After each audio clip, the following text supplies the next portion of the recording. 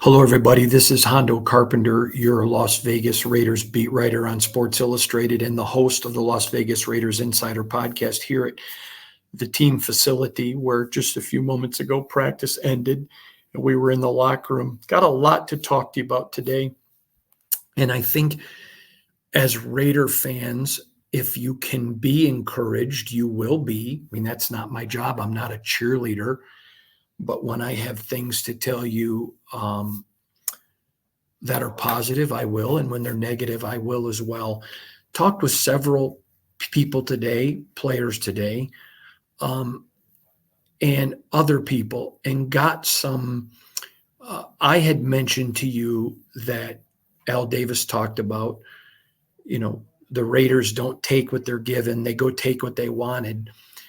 And the offense seemed to be a ton of checkdowns, in which there were, and it seemed to be almost discombobulated. I don't think it looked terrible. It just looked discombobulated. There was some creativity that we had seen from Luke Getsy in the preseason. We did not see, but it was only one game. Plus, it has to work within a game plan based on what the other team is doing. I understand that's all germane. I still think the Raiders are going to lose in Baltimore. However, this team, I have not seen them respond to a loss like this in the 5 years that I've been covering them. They're very angry. They know they let one go. And what really stood out to me today in the locker room, talking to several players, was the anger at themselves. And it's an anger that matches Raider Nation's. I am anxious to see how they respond to this game, going on the road, going to Baltimore. I guess you shouldn't be anxious for anything, we're told. So I'm interested in watching this. I think there was very much a combination. And let me just say something. I'm not making excuses. The Raiders offense cannot be as bad as it was on Sunday. Just can't be there in a game you should have won. So no excuses. I think there were several things that went into it. But first, I want to tell you the right side of the line played really well. Thayer and Dillon. Were they perfect? No. But were they very good? Yes. They played better than the left side. Now, I think there's some reasons for that. First of all, the offensive line has to learn to work harmoniously as one. If you've ever seen synchronized swimming in Olympic sports, where people are underwater and they're all trying to do the exact same, or figure skating, same principle, the couples figure skating. I obviously know football is a much more physically demanding sport, but there is an element of offensive linemen learning to work together. And with Colton being out for so long, there's an element, him and Cody are working together. Now, I'm not going to pretend that the right side wasn't better than the left. They were. And certainly that hurt the Raiders. But anyone who is fair knows that, okay, that's normal for there to be a period of getting back into game condition. But Colton's a superstar, and he'll be back. If there's somebody that, as a journalist, I can tell you, you can put your money on that guy, it's Colton Miller. He's the consummate professional. Great guy, by the way. I'm going to have a conversation with him tomorrow in the locker room for you. But he's going to be fine. He's one of the best in the NFL for a reason. And if you think for 1 second, Colton Miller was pleased with that, I can tell you, and I didn't even ask him, he's not. That guy's going to work his tail off, and he's going to be fine. Cody Whitehair's a guy who's demonstrated the ability. So sometimes you'll see a guy be very bad, and sometimes people don't realize maybe it was the guy next to him or trying to build, relationship, working together, harmonious workmanship, putting their feet. I'll give you an example. I have a very good friend named Brock Gutierrez, who was a longtime offensive lineman in the NFL. And I'll never forget, he started working with a new offensive lineman. And he talked about a tackle. He talked about the difficulty for him is this tackle took longer steps. He was 3 inches taller, so he took longer steps. And he said, so where I used to place my feet, I couldn't place my feet now because that guy was putting his feet there. It's like dancing. You just learn when you dance with your wife or husband or whomever, you learn to work harmoniously. I think there was some of that. I think some of the checkdowns was because Gardner was getting hit. And there were not a lot, but I think there were a couple of them where he got, he could hear footsteps. Then there were a couple times because of pressure, there were open guys, but he didn't have time to set his feet and throw. That's not on Gardner. And in case you're wondering, Gardner didn't make any excuses. But this is after I watched the film, I talked with some people in the organization and got this. So those are some things that can all be cleaned up. Do you want that cleaned up? Absolutely. Should it have been? Well, yes. But when you look at the fact how long Colton had been out, I just think it's fair. And I'm trying to be fair in all of my analysis and criticism. So the thing that I'm coming away with, I've watched the film now twice, talking to people and getting some observation. I talked to a friend of mine that's the Raiders are on his team's schedule later this year. I asked him if he saw the game. I go, yeah. And I just asked him about his notes. I would never share those, but I will tell you the way he presented it was he thought the offensive line probably looked worse than what it's going to be when they play. And he gave some legitimate reasons why. He's not a sunshine Kool-Aid salesman. So anyways, I feel much more encouraged now. Much more encouraged. Yes, they've got to get vertical. But to get vertical, they're going to have to do some things. What? Slants, digs, stuff to force guys to get back off the field, and then they can take some shots down the field. I didn't think there was enough Trey Tucker. I just didn't think there was enough Trey Tucker. But at the same time, you can't use Trey going with a 7 or 9 route. Again, I've shared with you many times in the past. Some people call it a 9, which is just a straight run to the end zone. Some call it a 7 because you're going for the touchdown. Either way, you can 7 or a 9 route. But you can't do that if your quarterback isn't getting free. Now, the way you do that is some more play action. I would have liked to have seen some more play action, some more digs, some more slants. That forces the defense back a little bit. But overall, I don't think Gardner's performance was terrible. I thought Gardner was okay. If I had to grade it, I would have given Gardner a C-. But that's not where he needs to be. And he knows that. He needs to be C+, B- in that range for the Raiders to win. But I don't think, and again, you're welcome to any opinion, but I'm giving you my expert analysis from what I saw watching film, talking to people in the building, and then people outside who are NFL people. I don't think there was enough there to be panicking. I fully understand if Raider fans want to. I got a lot of emails. I'm checking out. Season's over, whatever. I respect that. It's your decision. But I'm not ready in any way to label anything like that. So we're going to wait and see. A couple other things I want to talk about. Had a visit with Thayer Mumford today. I'll be putting the video up later. Phenomenal visit. Now, y'all know I've known Thayer since he was in high school. Tremendous young man and great kid. He had a great game on Sunday. And he talked about, we're all pissed off. We're all mad. And I mentioned to him, you played well. And he goes, I did. We're still pissed off. I like that.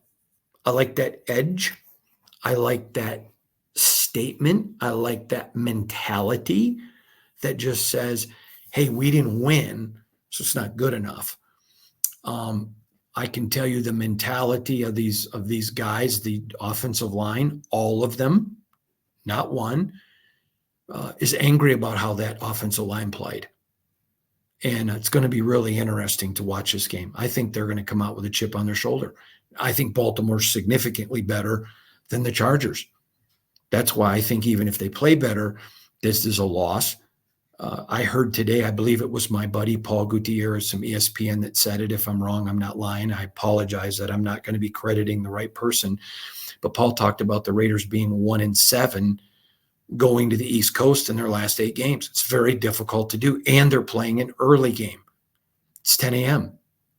Well, 1 Eastern, 10 a.m. Pacific. But it is the reality. You got to go do it. So I think there's a lot of things against them, but I do expect them to be improved. I'm going to tell you, had a great visit today with Adam Butler. Now, many of you know, if you listen to this podcast regularly, I am a very big believer in Adam Butler. He's probably one of the most underrated defensive tackles in the National Football League. It was imperative, and I said it last year at the end of the year before the season was over, and said it when free agency, when we were approaching free agency, Adam Butler had to be re-signed. 6 sacks last year, underrated player. And he does so much that does not show up on the stat sheet. He is a very good player. He also, and let me tell you, not only is it believed in this building, but it's believed in the NFL. He is one of the most gap disciplined players on the defensive line in the National Football League. And let me explain what gap discipline is. So when you're a player and you're assigned a gap, it's called a gap because it's space between offensive linemen, between the center and guard when you're a D tackle in the traditional D tackle position like Adam is. So you've got to stay in that.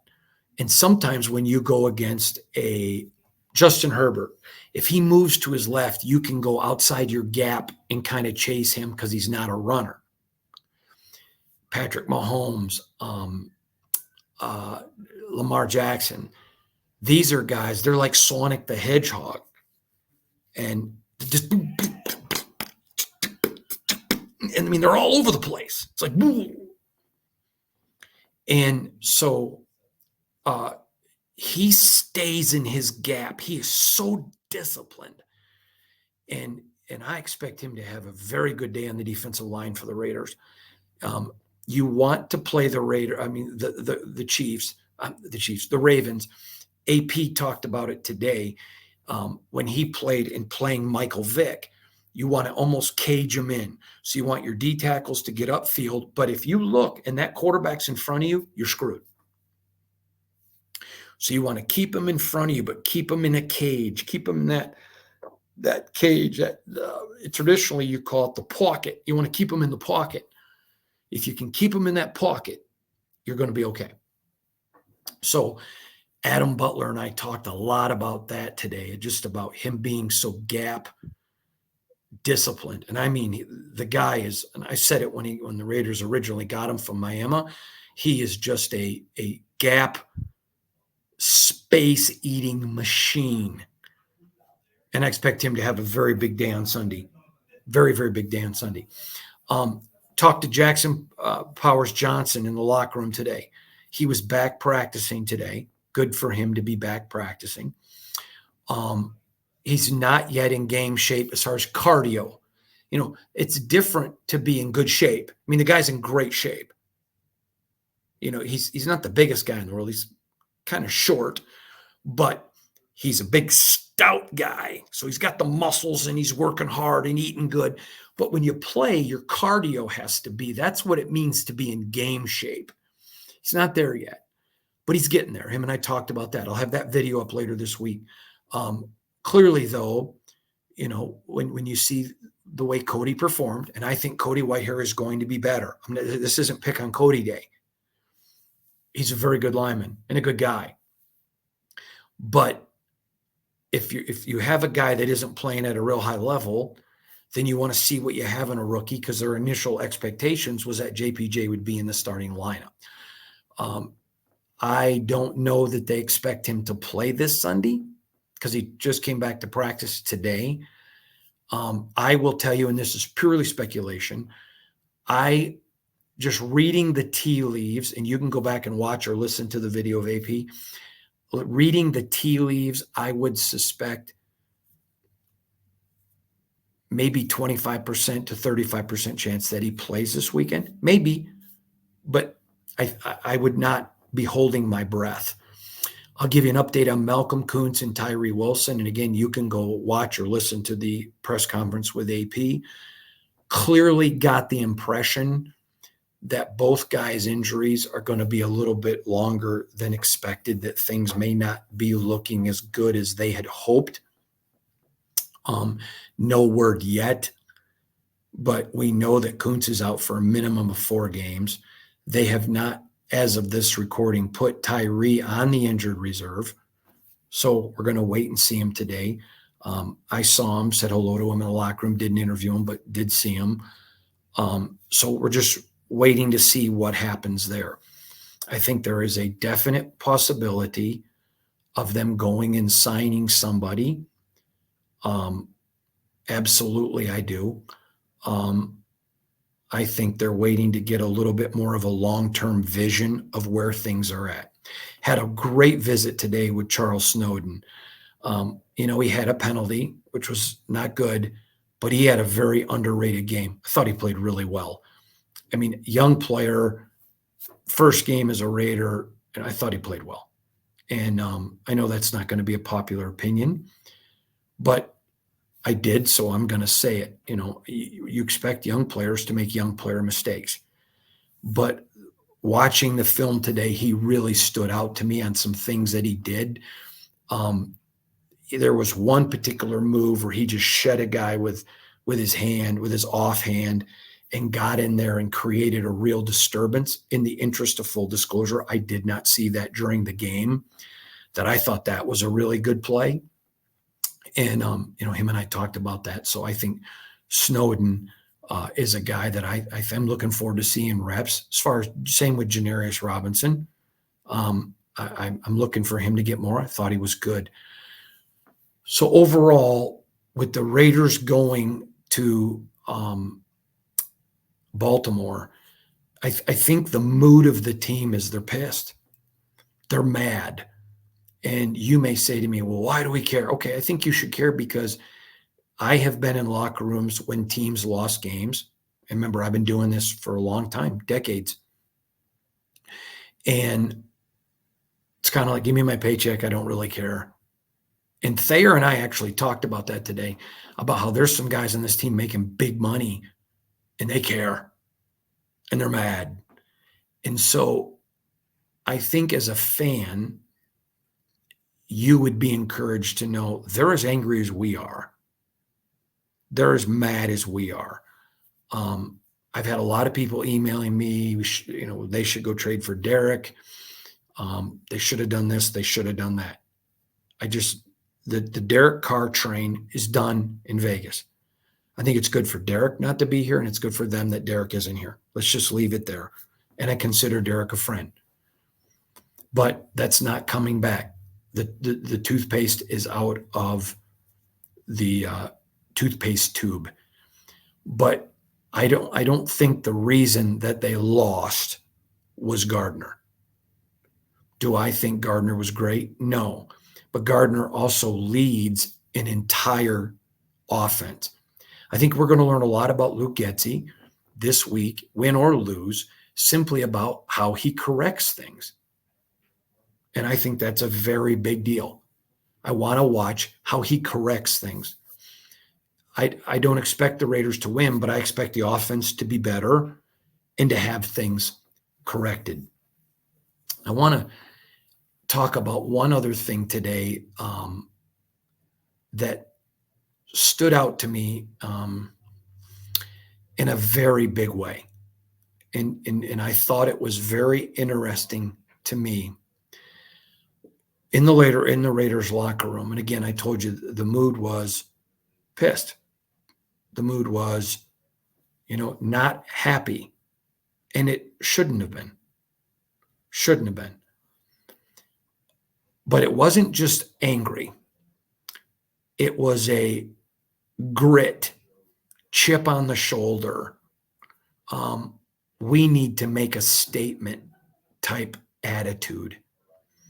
And it's one thing to have that from your coach. It is another when it is physically demonstrated or demonstrated, when it's demonstrative from the people. I think that's a big deal. I think that really says a lot about your team and about the leadership of your team. So I would think today that you would have hopeful expectations. Starting 0-2 is not the end of the world because they've got a chance now after this game to go on a winning streak. There are going to be, when you look at this Raiders team, if they lose this week, there still is 4 very winnable games in a row.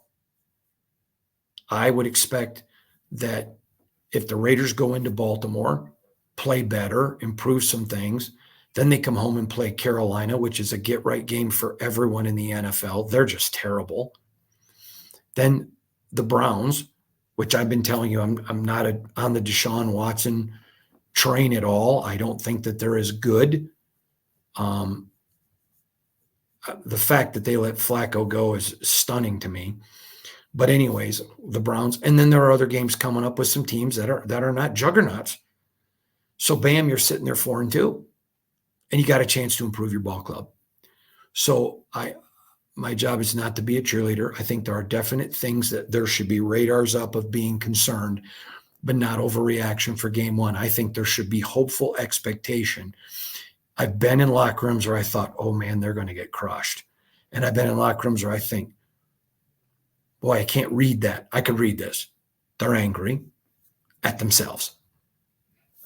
And I think that tells you everything you need to know about character. Years ago, I screwed up and did something wrong when I was a boy. And my dad got on me hard. And let me tell you something, I deserved it. And it proved he loves me. Because who we know the Bible tells us who the Lord loves, he disciplines. It's the same way with parents. You know, if you just don't discipline your kid and try to be their buddy, they're not going to feel they want a parent to give that boundary. And my dad did. And a couple days later, he came up to me, and my father and I were very close. And he said to me, I'm tired of you hanging your head. And I said, well, Dad, I really screwed up. He goes, yeah, you did. But I forgave you. We prayed together. You asked the Lord to forgive you. He forgave you. And he said, just when you screw up, be determined to fix it. He goes, but when you apologize, you don't got to hang your head. You're my son. I love you. He gave me a big hug. Never forget it.